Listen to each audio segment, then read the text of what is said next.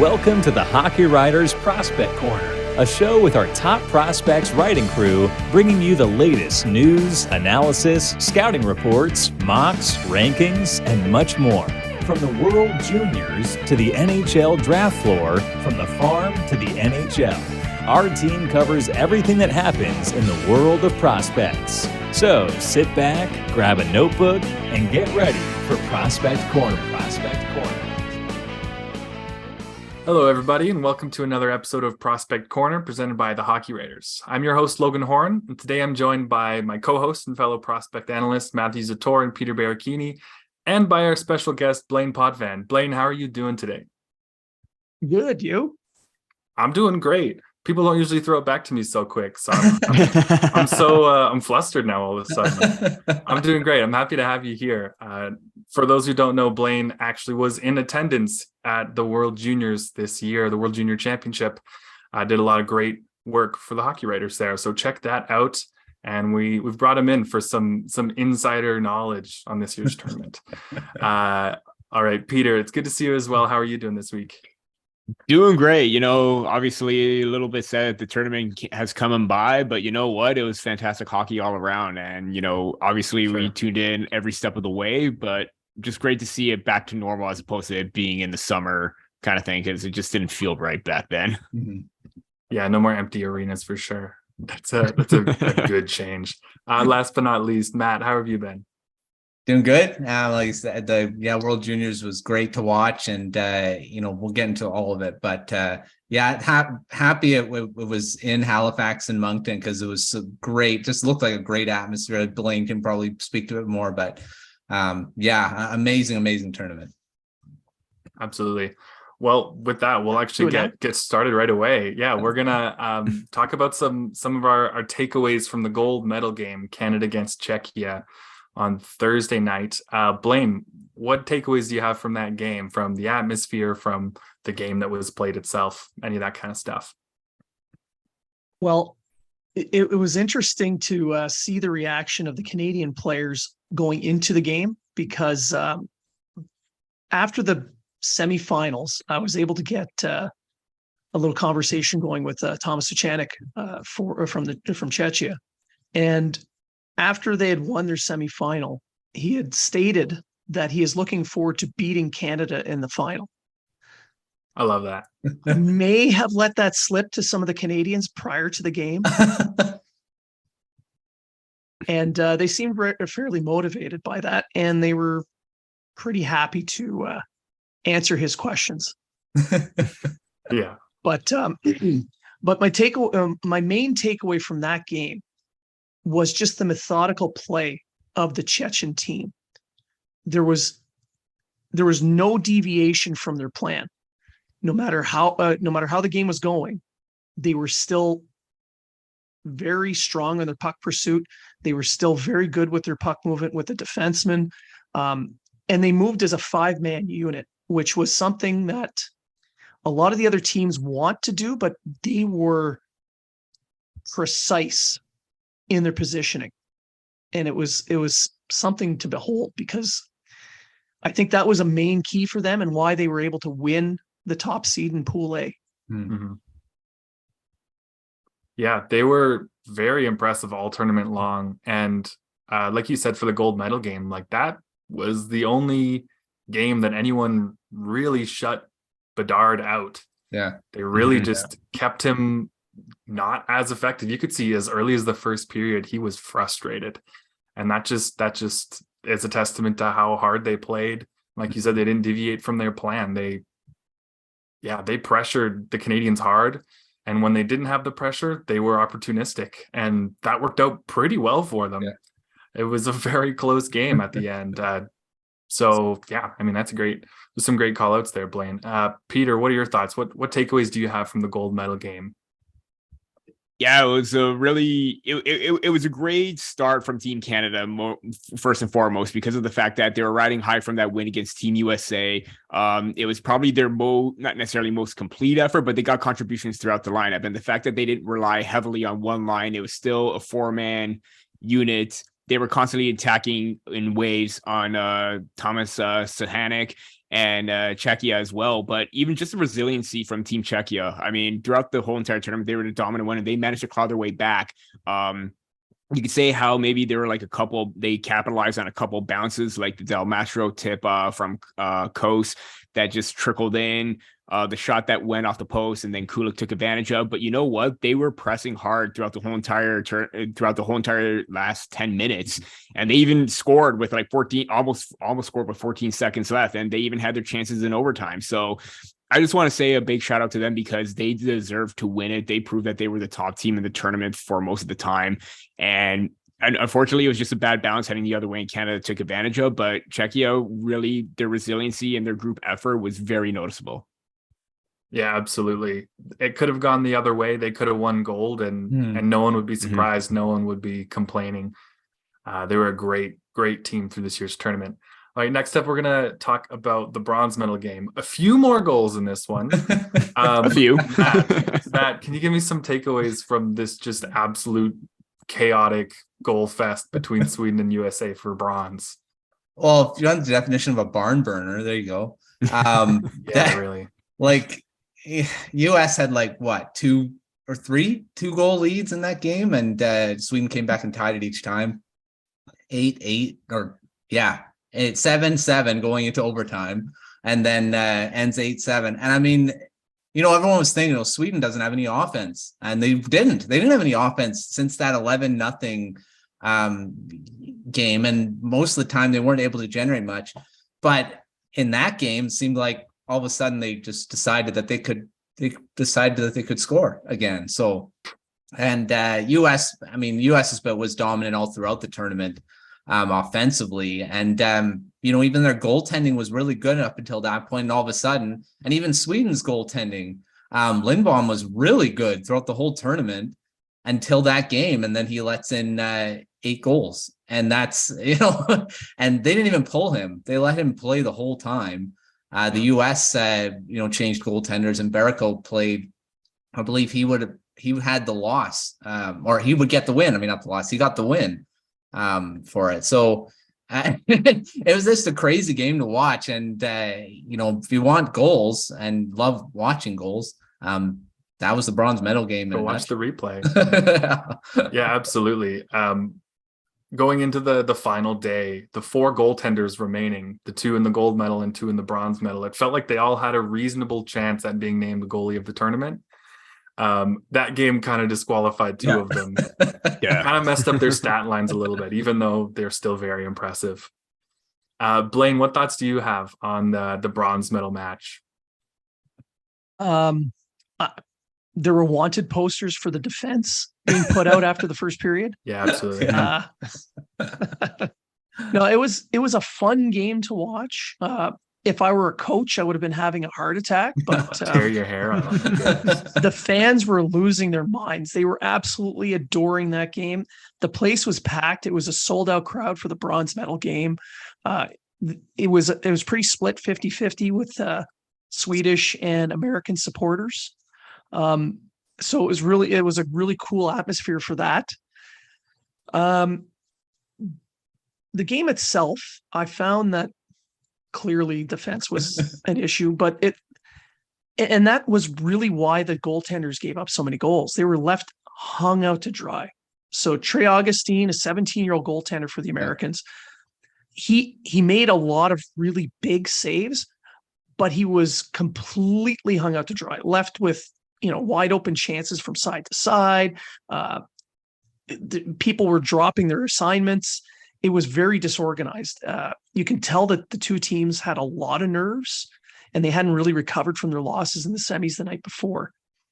But the Americans, to their credit, after giving up, all those different leads, the goaltending change, the change in the goaltending, I think, really made the difference for the US, because Baracchini, he's one of the veterans, the seniors on the team, and everybody really looked up to him. He had a lot of personal issues going into the tournament that they'd supported him with, so the guys kind of rallied around him. And then after the game, a couple of them actually teared up talking about what it meant for him to win a medal. So you can tell that the motivation was there for them. Him and Lucius, Chaz Lucius, who missed out on a medal the year before because of injury. Another guy that they rallied around, and he showed up huge with a hat trick, scoring the winning goal as well. So the Americans really pulled together, and you can tell that the Swedes were they were drained emotionally. And I think that was the difference in the game. Yeah, for sure. I was reading that Rod Brindamore reached out to Team USA and to their head coach, and he mentioned that one of his biggest regrets in his career was at the World Juniors losing in the semis and then not really giving it a full effort in the bronze game, and he regrets that. So it can be tough to make that turnaround in one day, to go from thinking you have a chance at the gold medal to, okay, bronze, but like, I don't care. I kind of just want to go home and cry. Yeah. like that's got to be a tough emotional turnaround, and to really have that fight and you have that fire. And none of the defensemen did, but it looks like some of the forwards did. But I don't know. That was a fun game. That's going to be a memorable one for sure. Yeah. All right. So now we're going to go over each nation in the tournament, and I'm going to be asking one of you to give me your MVP for that team this year at this year's tournament. Blain, I'll start with you with your MVP for Team Canada. Owen Beck. Key face-offs. Yeah. He won 75% of his face-offs. No, yeah, 3 of 4. Well, he did, but anybody picking someone other than Bedard, you have to check them for drugs. I mean, he was dominant in this tournament. He was my tournament MVP as well. I found that Canada relied on him way too much offensively, but he still pulled through, except for the fact that I'm going to say this, he should slide down to say 6th overall right now in the draft where Montreal's at, because he was regressing through the tournament. You know, he went from 7 points down to 6 points, down to 4, absolutely. 1, 0. I mean, that's regression right there. Yeah. No consistency. Not. Also, he's short. Like, come on. Yeah, that's what it was. But even though he didn't score in that final game, he impacted it quite heavily because they were keyed on him, and he opened up space for others. Yeah. Yeah, absolutely. It's just like in basketball, when you get double teamed, that means there's space somewhere else. Yeah. Yeah, that was a huge thing for him. Yeah, I mean, that's the easiest choice there as well. Like, there's no other choice really. Everyone kept saying, like, you can't rely on just Bedard to get you to the gold medal, but you kind of could this year. They kind of did, and then they did. Gunther did enough in the gold medal game. Yeah. All right, Matt, I'll come to you now. Who is your MVP of this tournament for Czechia? Well, surprisingly, there's actually quite a few on this team that you could say MVP. I mean, you could say their whole defense core was an MVP in this one because they were really good. But if I wanted to pick one guy, I'm going to pick the goaltender, because Thomas Suchanek was insane throughout the whole tournament. And this is an undrafted goaltender. Thomas Milic was too. But, Suchanek played every minute of every game in this tournament, and he was amazing throughout. He even, he broke a record for assists for a goaltender as well. I mean, I think he finished with 4 assists. So, I mean, that's more than some players got as throughout the tournament, their forwards. And this is a goaltender getting 4 points. So, he was just really good in the gold medal game. I mean, he made, it looked like he was going to get taken out of the game because he looked like he was really hurt. His knee looked like he buckled against the, post there and screaming out in pain. I mean, that looked like he was going to be leaving the game. And at that point, it was still 2-0 Canada. Made several really good saves after that and kept his team in the game. And he could have easily come away with the gold medal in that one. So, amazing. And that started from last year's tournament as well. He was really good for Czechia, even in the August tournament. So he just kind of brought it forward to this one. And I'd say he's the MVP for sure. And then, just shout out to Stanislav Svozil as well, because this is a guy too that I believe he went undrafted in his first year. I can't remember if he did, and then got drafted this year, but in 2022. And he's another guy, Minnesota Wild draft pick, I believe. And this is a guy that was probably one of the better defenders. I mean, David Jiricek was amazing too, but Svozil, I thought he was really impressive at this tournament. But overall, MVP is Thomas Suchanek for me. Yeah, it's a good pick. I will mention Stanislav Svozil is Blue Jackets. Blue Jackets, that's right. Mm-hmm. There's one guy, Spacek. Spacek, he's a wild one. Yeah, right. But those are some great picks there. There's lots of picks for Czechia there. Peter, who's your pick for the MVP for Team USA? I mean, I could pick it's definitely someone on the top line. Obviously, big shout out to Cutter Gauthier and Jimmy Snuggerud, but Logan Cooley is the definite MVP. Next in line behind Connor Bedard in points with 14. I know huge gap there, but considering the fact that Team USA had the start that they did, with the close game with Latvia until they started to break free. Then there was a loss against Slovakia. Cooley managed to step up and take everything by the helm, leading the pack, leading everybody offensively.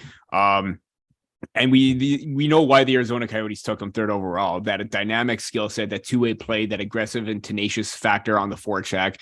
He just brought it all, and that was the reason why USA had a chance or hope for a medal, despite the loss against Canada, and got 2 points in the bronze medal game. That they had a chance to still earn something after a tournament that they probably had, a little bit more high hopes for. Like we talked about before with the game, defense didn't pull through, but the offense certainly did. And Logan Cooley was at the forefront. So he's my MVP. Yeah, absolutely. That's a great pick there. Blaine, we'll come back to you here. Your MVP for Sweden at this year's tournament. There's some pretty good names that are on that roster, but I'm going to go with Bysted. He was the center for their top line. He was the motor he was the engine that ran their offense. And he was a real leader for the team as a whole. Between plays, he would be encouraging guys and directing guys. During TV timeouts, he would be going up to players who might have made a mistake and encouraging them. And then you'd see those players come back and capable of performing again. So he was kind of like the everybody's favorite uncle. So he did a little bit of everything. So I'm going to give him the MVP for Sweden. Nice. And also he gets the fun uncle award of the tournament. Yeah. Nice. We'll keep that one going in future years as well. All right. Matt, who's your pick for the MVP for Finland? Yeah, well, Finland, disappointing they weren't able to get a medal or anything in this tournament. I believe I said that Finland was going to make it further, but they always seem to surprise. But they had some really good performances. But I'm going to give it to Oliver Kapanen. If you're a Montreal Canadiens fan, you were probably jumping up and down in this tournament for many different prospects. But Oliver Kapanen played a really solid game as the captain of the team. I think he was probably the most noticeable, apart from Joachim Kamel. I mean, Kamel had his one-timer going on a few of the power plays, but Kapanen, I think, was all around a really good player for most of the tournament, and had quite a few chances. He had a couple goals, played really good defensively, and so I'm going to give it to Kapanen, and he's going to be a really good player in the NHL, I think. I mean, this is a guy that drafted 64th overall. I mean, in not this past draft, but the 2021 draft, but Kapanen probably going to be a pretty good, I'd say maybe a middle six guy in the NHL at some point. And, just another prospect that the Montreal Canadiens should be excited to have coming up in the near future. Yeah, absolutely. Okay, actually, we'll go to you next, Peter. Yeah, okay. So for Team Slovakia, Peter, who's your MVP there? This is a kind of a tough one too. I Personally, you probably would have gone with Simon Nemec, considering the fact that he single-handedly took down the USA with 3 assists in that game. But I'm going to go with Filip Mesar, kind of like Oliver Kapanen, Habs pick. And he was going to be one of the players to be relied on heavily offensively after he was released, along with Nemec as well. But the fact that he had 6 points in the games that he played, just showcase of what I saw every single time when I saw him with the Kitchener Rangers: the dynamic play, the speed, the creativity, the edge work. Reasons why they fell in love, the Canadians fell in love with him and drafted him when they did. Everything was on display for him with Slovakia. So I really thought that he stood out offensively for the team. They needed to get offense somewhere. He was going to be the one, or kind of that go-to as well. Also, there was Peter Repsik and Libor Nemec as well that, was tied for him with points. So it probably could have gone with any of those two as well. But I was always just in awe of what Mesar was doing with the puck. With his skill set, his playmaking abilities, it just stood out. And, for him to do what he did and help Slovakia get to where they were, that's deserving of the team MVP for me. Yeah, absolutely. That's a great one. Like you mentioned, there's lots of Habs picks at this tournament, and lots of them played really well. We didn't even talk about Joshua Waugh for Team Canada. Yeah. Really impressive tournament there. Blain, I'll come back to you here. Who's your MVP for Germany?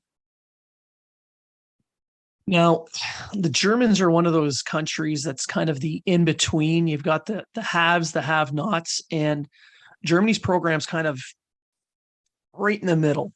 And right now, they're not filled with a ton of skill, but everybody on that roster worked super hard. They did their absolute best. They got decimated by the Czechs at the end. But for me, the MVP would have been Philipp Sinn, the defenseman for Germany. He was their workhorse. He was on the ice for the majority of their game, their plays. He was on the ice quite a bit. He'd play power play, penalty kill, 5-on-5. He was the guy that they would put up against the top players on the other team. And he was still producing points. He still got a goal, 2 assists in 5 games.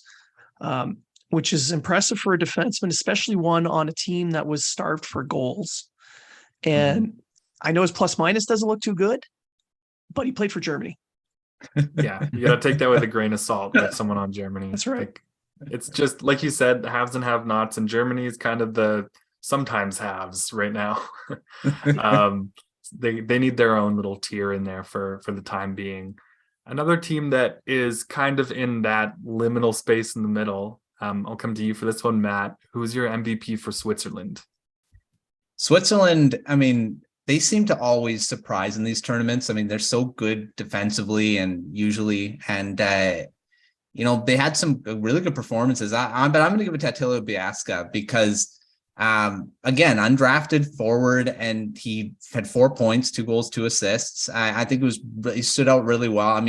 Against Finland, he had that one goal that Koskinen probably should have stopped, that one in overtime there. But, he still had the chance and still, fooled the goaltender with his shot. So I think Biasca's probably going to get signed, or if he is, I'm always with if they're still able to be drafted or not. But, picked up by someone at some point because, again, going to a captain on the team because he's the captain of Switzerland as well.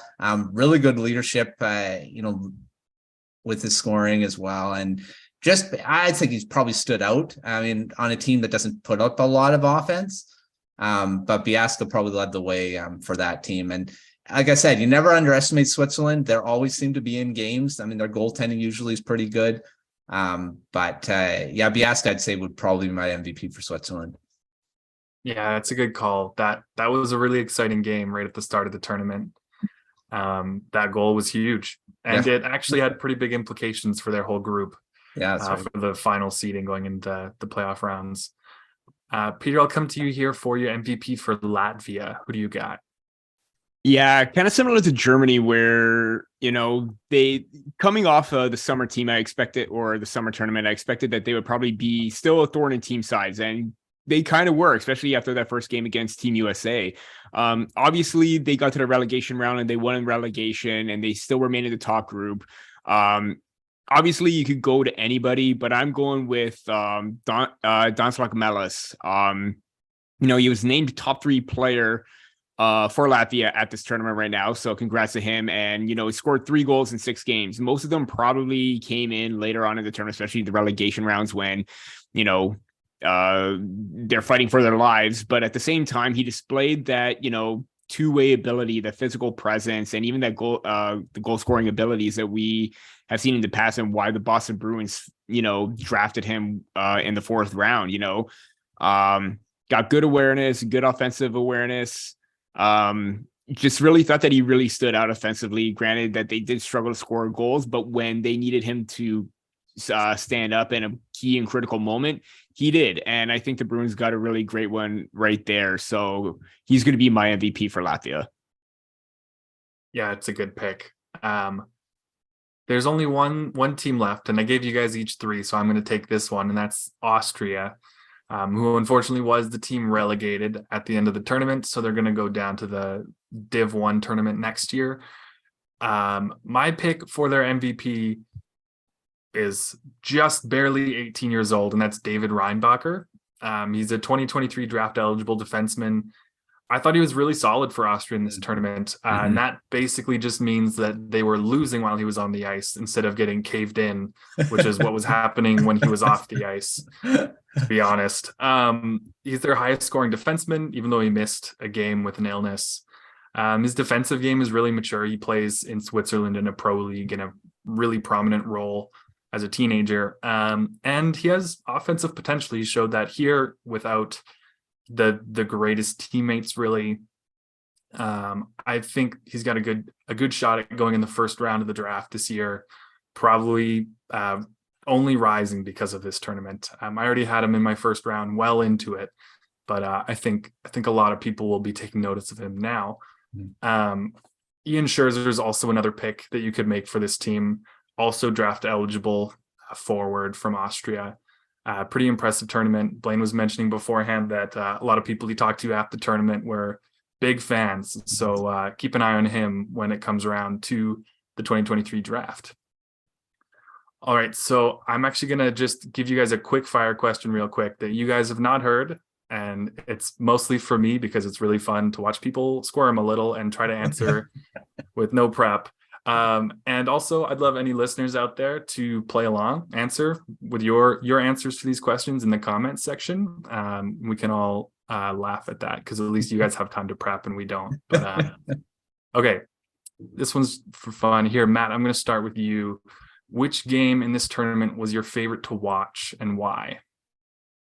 Well, I'm going to go with that high scoring game. That 8-7 game was just insane. I love goal scoring. I mean, I just love watching it. So that game for sure was, and I love chaos too. So that 8-7 game was great. It is great for chaos. Absolutely. Blain, what about you? Which game was your favorite to watch this year's tournament? I think it's the Slovakian win over the Americans because it was just unexpected. Yeah. And I love watching the Americans lose games. That's a great reason. We can all relate to that here, I think. All right, Peter, what's your answer? Which game in this tournament was your favorite to watch and why? I'm going to say Canada-US, mainly because of those 2 disallowed goals, because of the fact that, apparently some commenters on Twitter don't understand international rules and the fact that you cannot touch a goaltender. So obviously game-wise, it was very exciting because it was both physical for when it was, and it was a good back and forth when Canada started to pick their game up. But the fact that, seeing all the comments online and saying that, oh, the refs are fixing the game, they want Canada to win and all that. And it's like, know the rules. Yeah. I mean, as simple as the contact was for Blake and even Rucker McGorty, you can't do that. Simple as that. But that was my favorite game, and also Canada-US rivalry. Yeah. Those are always fun games to watch. For the record, my favorite, it's fun that we actually all have different answers, but my favorite was Canada-Slovakia quarterfinal. Not just because of Bedard's OT winner, but that game was a blast. It was. Which is to say I was very anxious during the game That was a really fun one. That's probably the one I'd rewatch the soonest personally. All right, so we're going to take a quick break at this point. I'm going to read our ad from Sports Side Hustle, and then we're going to get right back into the show. So today's show is brought to you by Sports Fan Side Hustle, a new digital course that teaches passionate sports fans how to make a lucrative side income off their love of the game. Get off the sidelines and into the game with a course that will teach you more than 14 different and easy to start methods that any sports fan can use to make a steady part-time or full-time income. All you need is the internet, a computer, a passion for sports, and a few hours a week. Go to sportssidehustle.com to get the absolutely free startup guide that will explain 4 keys to unlocking this income opportunity. Again, that's sportssidehustle.com. Get started today. All right, so now back into our World Juniors wrap-up show, I guess. We're going to talk about surprises and disappointments, certain players that surprised you, that played better than you expected, some that disappointed you, and then we'll also start to talk about some of the awards at the end of the tournament. So who's a prospect that surprised you in a good way? One prospect, and then one prospect that disappointed you. Blain, I'll come to you first. Okay, well, on the positive side, Reinbacher was the one that surprised me the most because he's not as well known, and in watching him play, he's playing against much better teams than the one he is supporting. Mm-hmm.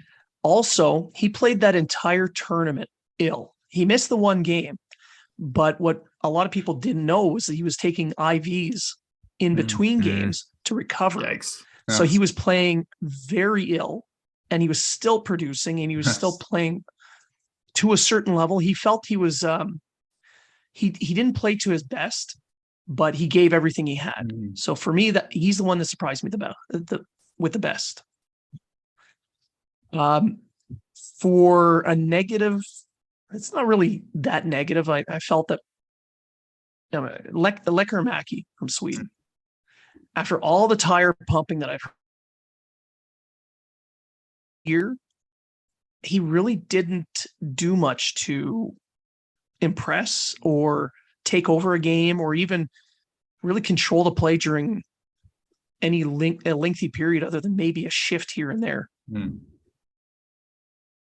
So it's more of an expectations weren't met kind of disappointment. Sure, yeah, and he'll likely have another chance to prove himself next year. He's just 18, but it's a tough look to go into the semifinals as the 13th forward, and it's pretty clear that your coach is just going to use you on the power play, and you're not going to touch the ice. Other than that, you're going to sit on the bench. He did get his chance in the final game. He got plopped right on the first line to start it, but yeah, he definitely could have given a lot more there, Lekkerimäki. Matt, I'll come to you next. Who's one prospect from this year's tournament that surprised you as a positive, and then one who let you down a little bit? Oh, these both from Sweden. Elias Pettersson really surprised me. I mean, this is a guy that I thought was going to play bottom pairing minutes, maybe not even get into the games, and ended up playing 17 plus minutes most of the time, and even got into the top 4 quite a bit for his coach. And this is a guy that's a 3rd round pick. I mean, this is not a high end 1st round guy. And a defenseman that, yeah, he had some issues defensively at some points, but he also made some really good plays to move the puck out of the zone. Was pretty physical on a few plays. It got Logan Cooley with a hip check in that crazy American U.S. Sweden American game there. Played a really good, solid tournament, I think. I mean, maybe that game, just all the defense wasn't that good in that game, so I won't go that. But Pettersson actually played really solid. Really surprised me on how good he was against some of the top talent in the game right now, young talent. So this is a guy the Canucks are probably, when he does make the NHL, which I think he will at some point, they're gonna have to figure out how those jerseys. I don't know how they're gonna do it. I'd have 2 Elias Petterssons on the ice at the same time, but really surprising on how he performed this in the World Juniors here. Disappointment, Fabian Lysell. I mean, I think we all said he was going to lead Sweden in points. We thought he was going to be really good for this team, and ended up with 0. I didn't even get an assist in this whole tournament. And then his final thing was getting ejected from the game, a 5-minute major. So, I mean, not a very good look for Lysell throughout this whole tournament. He's playing in the AHL with Providence Bruins. He's already playing pro. A lot of expectations on him coming into this tournament. He didn't do much. And this is a team that needed offense, and he didn't provide any of it. So that was the guy that disappointed throughout, I think, throughout the tournament. Yeah, I think Lysell is a big one for a lot of people. We clearly, in our preview of Sweden, we had very high expectations for him. I wonder if that weighed on him too much or who knows what, but it was a little disappointing. I'm sure he was nervous that we thought he was going to be so good. And then that was a tough tournament for him for sure, but it's a short tournament, and he's had a much larger sample size in the AHL this year where he's been excellent. So nothing to be too worried about. It's just a little bit of a disappointment for sure. Peter, who are your picks for a prospect that surprised you and one who disappointed you this year? Yeah, for surprising, I really liked Ryan Ufko on Team USA. I really liked him during his draft year. Obviously, small puck moving defenseman, but really obviously his playmaking was on point. I mean, 9 assists in the 7 games, 10 points overall. For a defense unit that was always being captivated by, Luke Hughes, Shaman Casey, even Lane Hudson looked really good, but I really liked Ufko's ability to drive the play from the back end, get involved. Really gave USA some stability on the back end, although, during later and on in the tournament, defense really wasn't that big of a spot for them. But I like the promise that he had offensively, and his ability to get involved and be, consistent puck mover and puck distributor. I really like that for Team USA, and even just Ryan Ufko himself, because this is a guy who always wants to learn, and he's always engaging and getting better, and I think that's going to go well for him. In terms of players that really disappointed, I'm just going to say this: Brad Lambert. He was one player that should have had a really, really big tournament, considering the fact that he had a good start in the AHL, kind of cooled off. Maybe this would kind of get his offensive game going, playing down to his peers a little bit. He only matched his point total from last year's tournament with 1 goal in 5 games. That is really disappointing for me. Obviously, he's heading back right now. I'm reading online that he's heading back to Seattle in the WHL. So maybe he can try and get that offensive game going on a really solid Thunderbirds team. But I just really wasn't impressed with this tournament at all. You want to try and prove everyone wrong for passing on you. You want to try and show that you've developed. Did not see that at all from Lambert. Yeah, a tough tournament for him as well. That consistency has eluded him.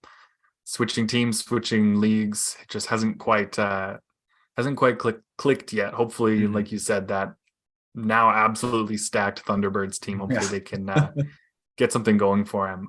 For myself, quickly, the surprise for me was Trey Augustine, goaltender for the USA. Didn't expect him to get into much game action at all. But he took the starter's net and he deserved it. Really impressive. Like we mentioned, his stats got skewed a little bit by that final game, but really impressive for a young goalie.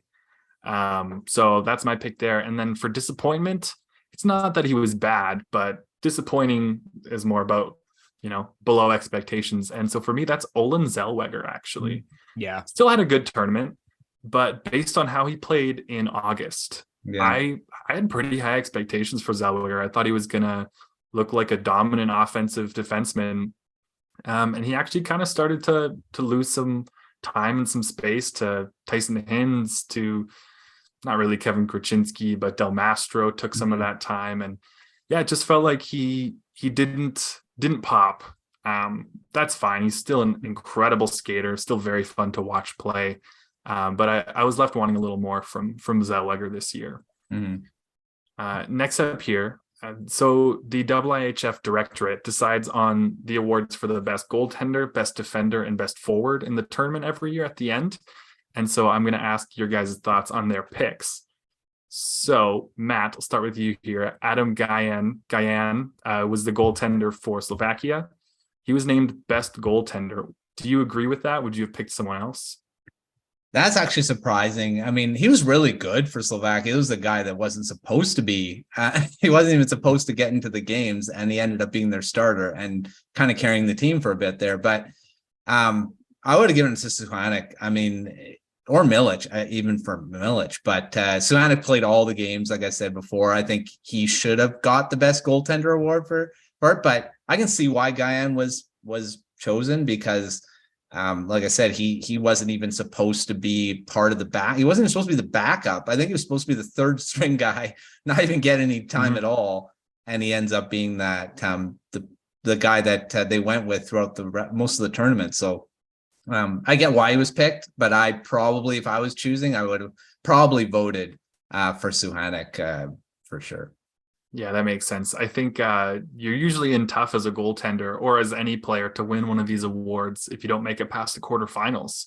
Yeah. And they were out at that round, but I think his 50+ save performance against Canada probably is the biggest reason behind this pick.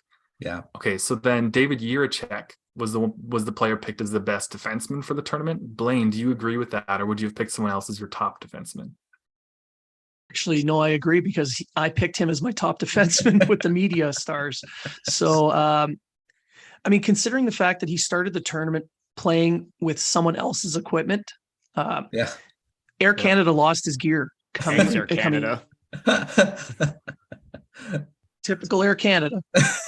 And so it took Hockey Nova Scotia to go to Pro Hockey Life, pick up all the equipment he needed, and brought it to him, including 50 sticks. And the sticks were not his usual pattern. Mm-hmm. So to come in and play a few games with that equipment and still be as effective as he was, he got my vote. Yeah. Yeah, that's a great argument there. Usually guys get to play with their own equipment. Just so everyone is clear on that. So playing that well without it is very impressive. Okay, and then we've got a really tough one here for you, Peter. Connor Bedard was named best forward. Do you agree, or do you have someone else in mind?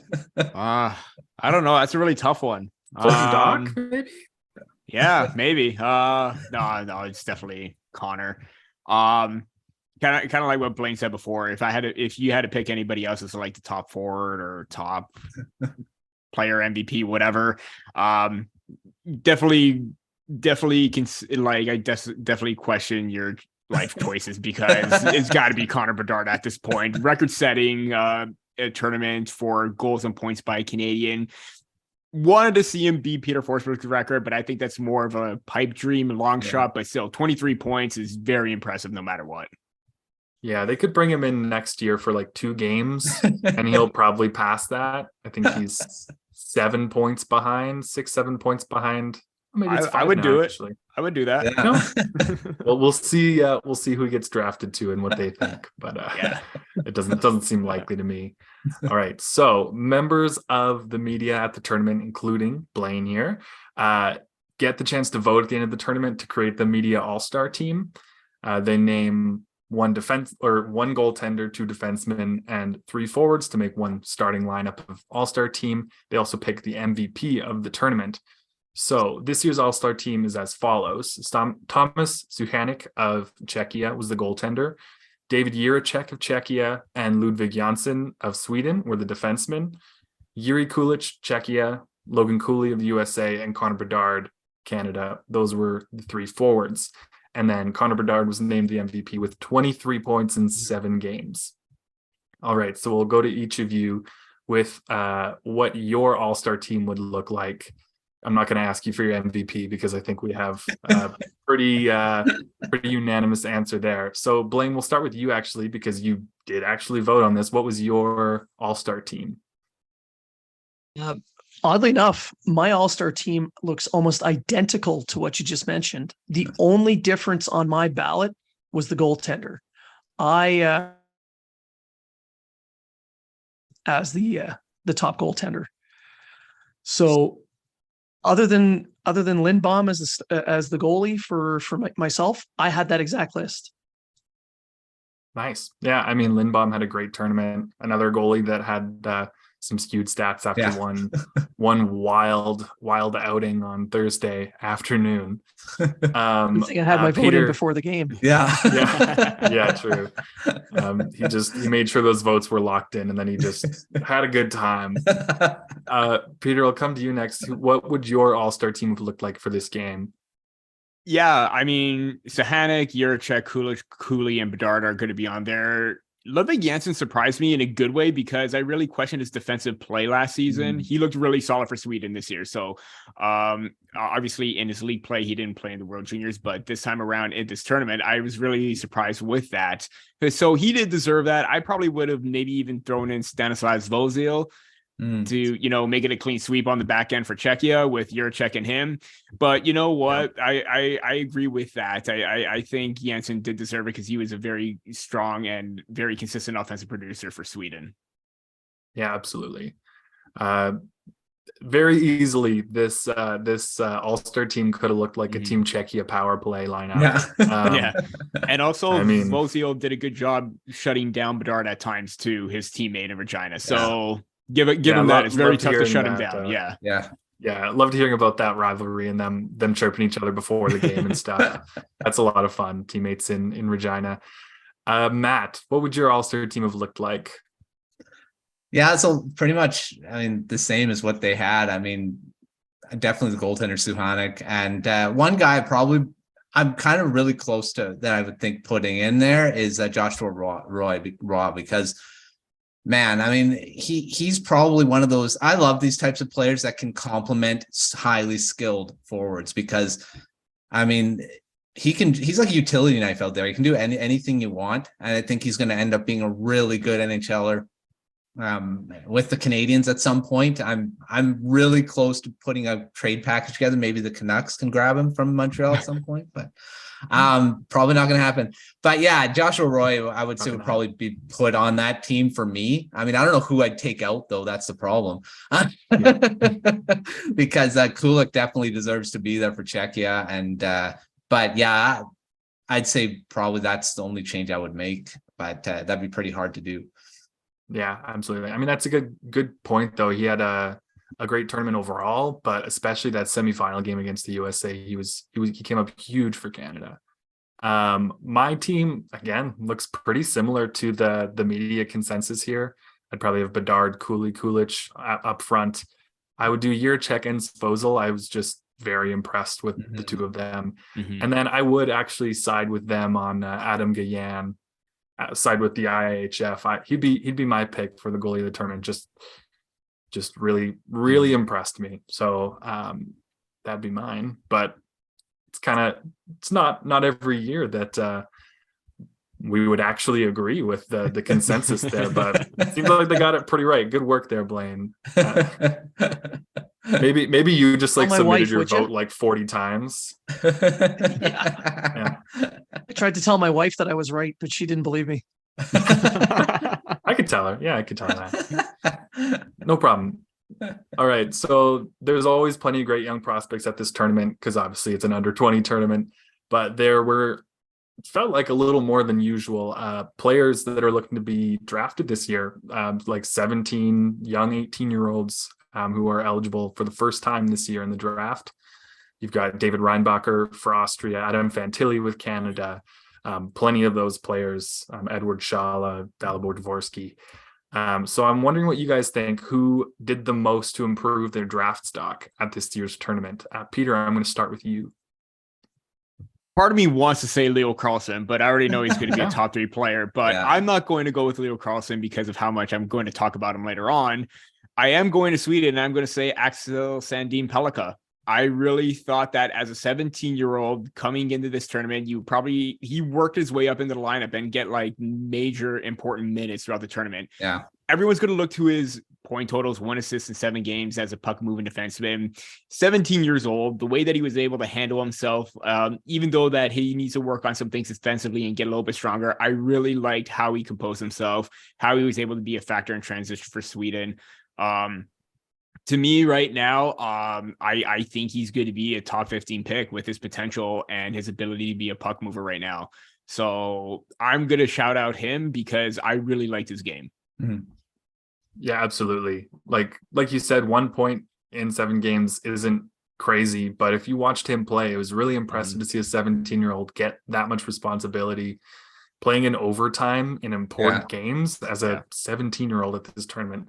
Doesn't happen very often.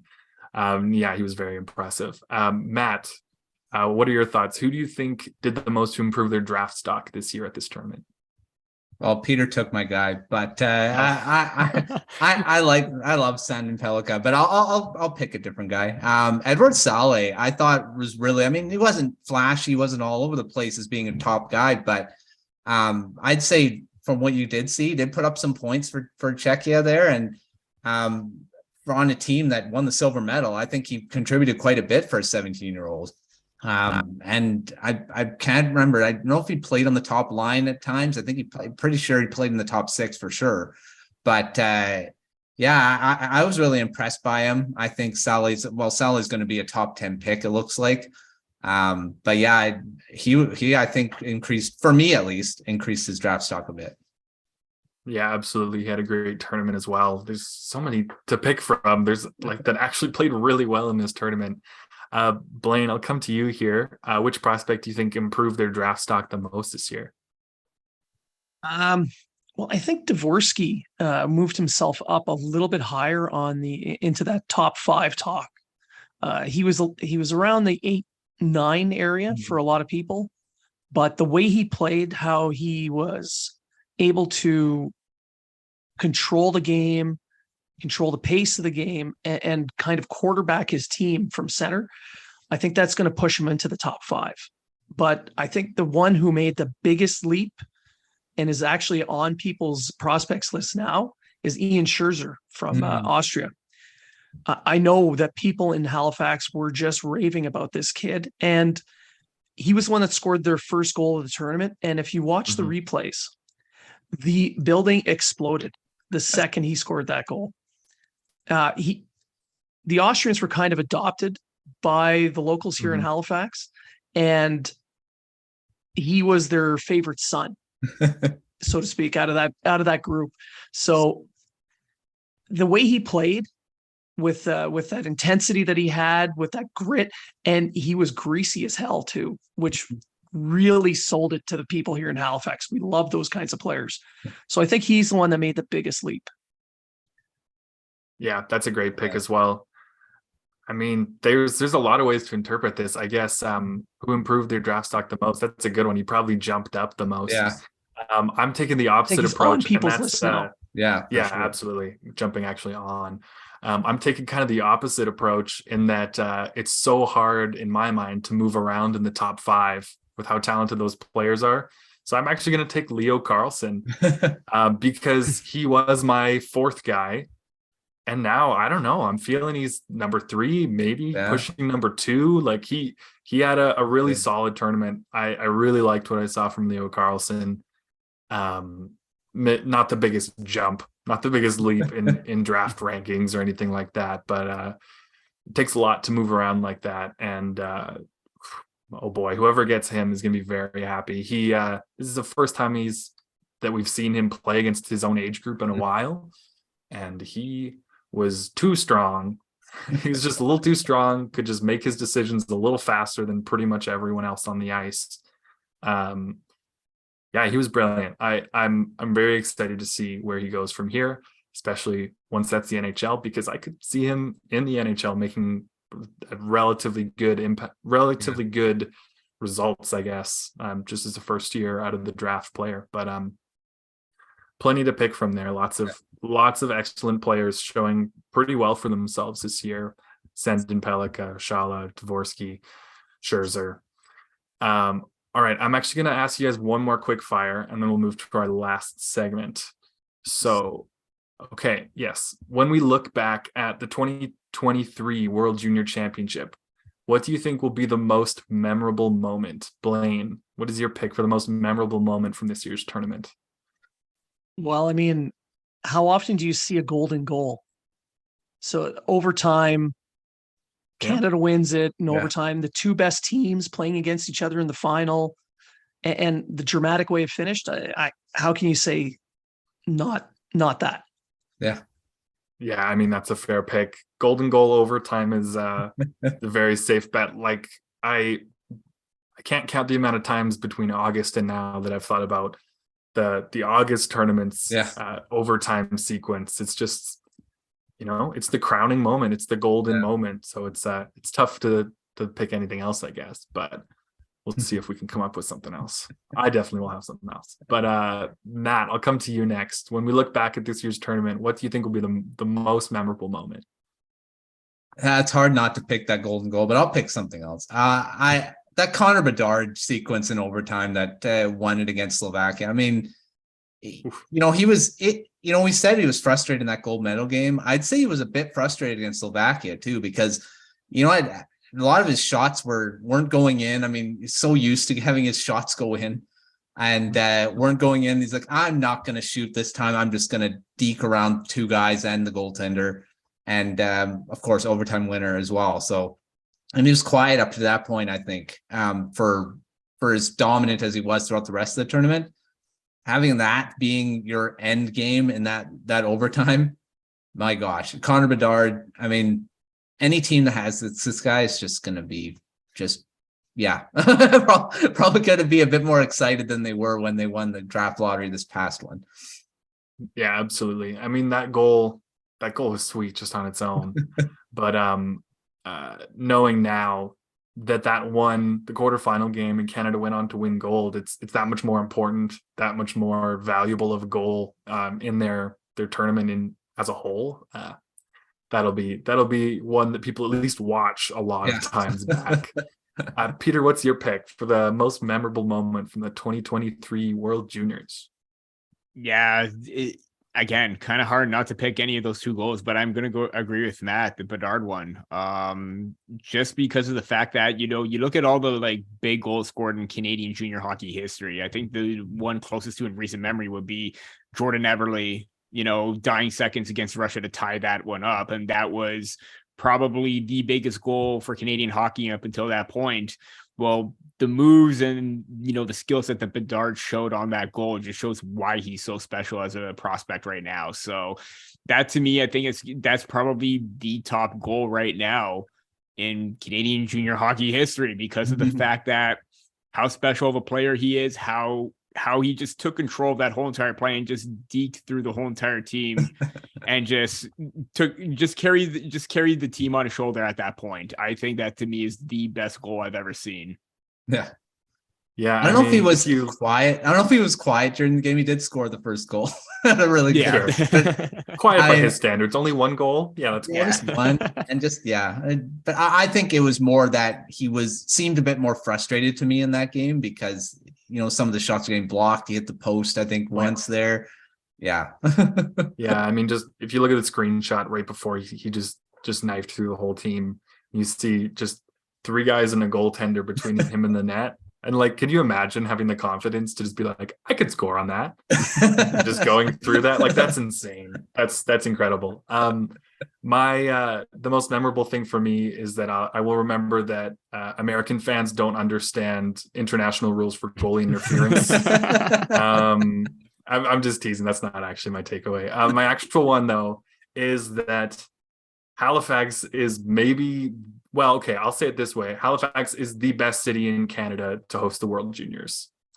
I don't think there's a better city in Canada to do it. Moncton was incredible as well.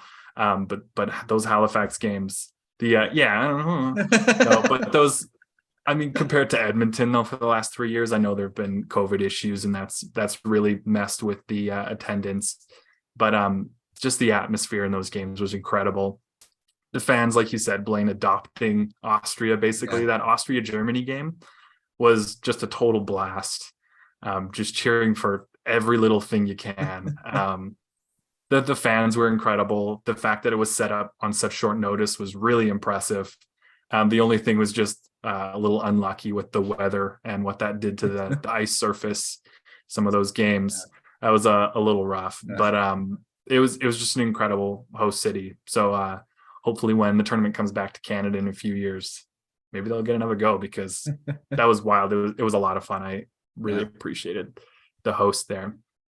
All right. So for our last segment, instead of our usual Prospects of the Week segment. I wanted to give each of you guys the chance to talk about any prospect, nation, storyline, anything like that we haven't had the chance to go over yet and you just really wanted to talk about. So Blain, I'll start with you here. What's something you've wanted to talk about that we haven't got to yet today? Well, you kind of touched on it with your special moment, and it has to do with the enthusiasm of the fans. And we were talking about it prior to starting recording, and I wrote about this for the hockey writers as well. The need for the IIHF to go to junior hockey cities to put on a junior hockey event. And my whole goal here is you want to sell the game at the grassroots level. They're the ones you do it at. That's where it's built. And because it was done so last second here in Halifax, the place was completely sold out every single game, even though people had maybe a couple of months notice, but they forked out the money and it was affordable. A ticket package was under $1,500 for a pair of tickets, which sounds like a lot of money, but when you're buying every single game, and most people kept all those tickets, and there's some news stories about people selling it for $1 million or whatever, but for the most part, everybody who bought them kept them. My father-in-law bought a set. He took my son to every single Canada game. I mean, the enthusiasm of the fans, the connection that they have with the junior hockey players. Canada made money. IIHF made money. The atmosphere was way better, and I think we're going to get more hockey fans at that lower level because they went to this. Because NHL cities, we all love NHL hockey, but you expect more of a polished product. Now, junior hockey, great hockey, but it's not that perfected mechanical motion of hockey. Yeah, absolutely. People talk about this tournament being a lot faster of hockey than NHL, and my in-laws don't like watching NHL hockey, but they love this tournament. Yeah. And I like to tell people that's just because they're worse at defending, which is kind of true. But also, it's just a blast. It's a ton of fun to watch these kids playing, some of them playing in the biggest moment they'll ever be. It's the biggest spotlight, the biggest stage. It's a really great tournament. So I highly recommend anyone out there who hasn't already read it, check out Blain's latest piece on why junior cities are the place to be, especially in Canada, also around the world, really. But that kind of is already true in Europe a lot of the time that it happens. Peter, I'll come to you next. What's one more topic about the World Juniors you wanted to chat about? Going back to that Canada-Slovakia game, that sequence with Milic and Tyson Hines where he makes the save and then Tyson Hines bats the puck out in the crease. I mean, that could have been a game-breaking moment if that puck went in and Tyson Hines wasn't there. I know we're not doing a prospect of the week kind of thing, but I want to highlight him because he was very solid for Canada, and I came away very impressed with his ability to shut down. I know he had like 2 goals in the tournament, but like his defensive game is what really stands out to me, to block players out, keep them to the outside, and even be a physical force. I really liked that in what I saw from him. I thought he was going to be an underrated player for Canada, and turns out he was. So I didn't say this on here. I just thought in my head, but I really like this play, and the Anaheim Ducks has got a really great prospect on their hands. Yeah, absolutely. It feels like every other time a player plays well at the World Juniors and you look them up because you don't know them very well, you're like, oh, Anaheim Ducks. Or you're like, oh, Montreal Canadiens. Oh, Arizona Coyotes. It's like one of those 3. Yeah. Like, it's got to be like a quarter of the population at the tournament, something like that. Matt, what is something about this tournament that sticks in your mind that we haven't had the chance to talk about yet? Overall, this tournament was amazing. I'm so happy that it came back and the way it did, in the junior city and the smaller cities, because like Blain said, it was amazing to see the atmosphere. And I was just looking before I get to my moment, and I was just looking at the 2 pictures from the August tournament to this one, and it's just like night and day of how yes, it looked exciting and stuff, but the amount of crowd that you see in the background compared to both is just night and day. And you can see which one is the normal one and which one still had the issues. But Yeah, but mine is Shane Wright. I mean, I was, everyone's saying, he's coming back, had a tough time in the NHL, not getting a lot of ice time, had to go down to the AHL. Tough road, from the draft, especially when you're expected to be first overall, get dropped down to fourth overall. And then what he's had to deal with since, and then coming to this tournament and being the captain of Team Canada, a lot of pressure on his shoulders. And in that gold medal game, when Connor Bedard doesn't get any points, it's Shane Wright scoring the 2-0 goal on a great individual effort. Like we said about Bedard's deking, this Shane Wright, that was not just deking, that was a physical way of doing it too, power in his in what he can do as a player too. And this one, like I said, not just a deke, but he overpowered the guy that he fought his way to that goal. And a great backhand shot as well. And Shane Wright, he just led the charge in that gold medal game, I think, as a captain, and deservedly winning gold. And in a game that the best player throughout the whole tournament didn't get any points, it was Shane Wright that came to play. And that's what they said before that game. Someone else had to come to play, and Shane Wright did. So I'm really impressed, I think. And now he's going back to junior. He's going back to the Kingston Frontenacs and probably going to get traded somewhere. I don't know where, but and now he's probably going to dominate the OHL for the rest of the season, because he's just too good to be in junior, I think. So, but Shane Wright, great story for what he did in this tournament. Yeah, that's a great pick. He wasn't electric offensively in most of the tournament, but he played winning hockey. He was excellent defensively, won a lot of faceoffs for Canada. Was really impressive as a leader for them as well. And it was fun to watch him be like a robot man for most of the games and have no emotion. But then even after he scored, like his no celebration from when he scored that goal in the gold medal game. So seeing him actually get to celebrate after and have a little change in his facial expression, that felt good. I was happy. He was for him. Cradling the trophy too there. Oh, absolutely. Also that moment that he shared hugging Othman and Clark, going through their GTHL days, coming up through here. Because I remember watching that game against, coincidentally, Adam Fantilli and those Toronto Red Wings, them scoring the game-winning goal of the U18 tournament, and now this very special moment for all three of them.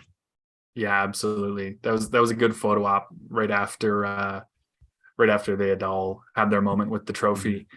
My pick for something. And it was his birthday. Yeah, go ahead. Yeah, it's his also, birthday. Yeah, both of them. Yeah, Othman and Wright. Clark. Yeah. Or Othman, right? Yeah, lots of birthdays during the tournament, which is kind of fun.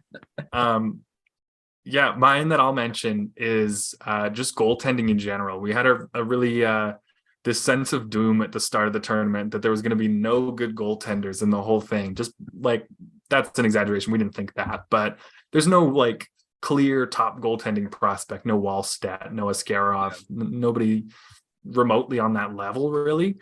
So it was a lot of fun to watch a lot of goaltenders play out of their minds. And for some teams, it took a game or two, like Canada. Milic wasn't their day one starter, and they learned pretty quick that was the wrong call, because he was really good from then on. In the knockout rounds, he was excellent for Canada and really made a big difference for them. Trey Augustine, we mentioned, Carl Lindbaum for Sweden. There were plenty of goalies that played really well, and some of them might be looking at getting drafted finally. Some of them have been sitting the last year or two, and might finally have broken through, or at least get some kind of amateur tryout post-draft. But that was really fun to watch for me. I love goaltending and defense. I know it's like the fun part of hockey is goals, but I just love good defense. I love structured goaltending. And so having that in a junior tournament was a lot of fun. I also did enjoy Sweden USA though. So I contain multitudes. I don't just like defense. I like chaotic 8-7 games too. I love that game for Milic, the US game, because Canada could have easily lost that game. I mean, Milic was the reason they didn't. I mean, personally, because what was it, the second period? I don't know how many high danger chances, if they logged that in the IIHF, how many high danger chances he had to stop. My gosh. So, I mean, we saw MVPs for Canada in that game. At least Milic was the MVP because without him, I don't think they win that game. Yeah, and he had a really impressive save in OT against Slovakia in the quarters. I remember seeing that Connor Bedard was asked about that, and he said he thought the puck was in. He thought the game was over. It wasn't. He got back on the ice, and the rest is history. All right. Well, that does it for us this week. Thank you all for tuning in to another episode of Prospect Corner. Make sure you subscribe to the Hockey Writers YouTube channel to make sure you don't miss any of the rest of our content here. There's plenty of shows. And make sure you check out the site, thehockeywriters.com, for tons of World Junior Championship coverage. Well, to check our coverage from the past, but also check all the work we've got coming up and the build up to the draft from this show. A lot of us will be working on that for sure. Make sure you also check out sportsidehustle.com. Thank you for sponsoring today's episode. Thank you, Peter and Matt, and thanks again to Blain for joining us this week. And thank you all for watching this week's edition of Prospect Corner. We'll see you next time.